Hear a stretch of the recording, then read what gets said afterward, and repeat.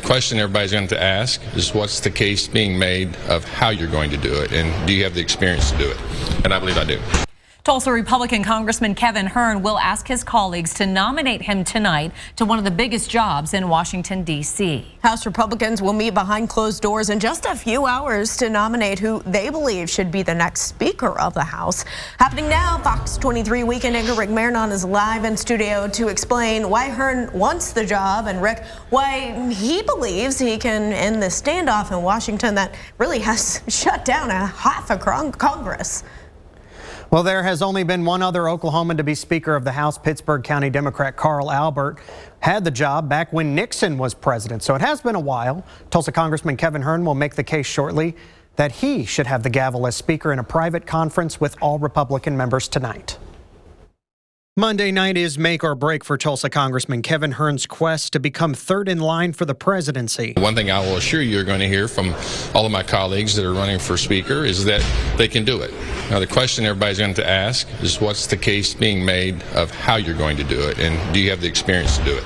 And I believe I do. Hern is one of 9 candidates trying to bridge a gap between ultra-conservatives and moderates who make up the razor-thin Republican majority that controls the House of Representatives. Not just our conference, but the House is in disarray.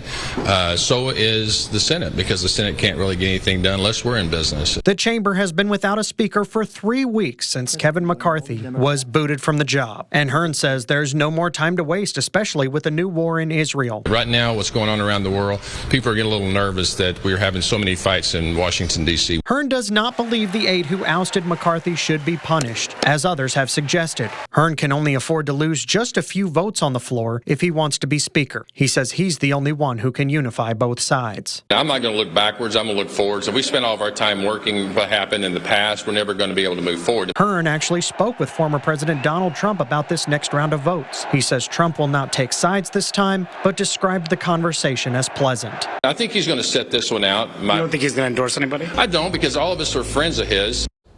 Hern has signed a unity pledge. It is a promise that whether you like it or not, who the party's nominee is for Speaker this time around, you will support them. The hope is that this pledge is to avoid more rounds of what has been considered political embarrassment for the Republican majority and some of its specific members. Live covering news that matters, I'm Rick Marinon, Fox 23 News. Rick, thanks. And here's what's next on the Republican search for a Speaker. The GOP conference will hear speeches from Kevin Hern and the other 8 Speaker candidates tonight during a closed-door meeting. Then a secret ballot election will take place tomorrow to select a nominee. Fox 23 will be in touch with Oklahoma's congressional delegation as this process moves along. Make sure to keep up to date on air, online, and on the free Fox 23 News app.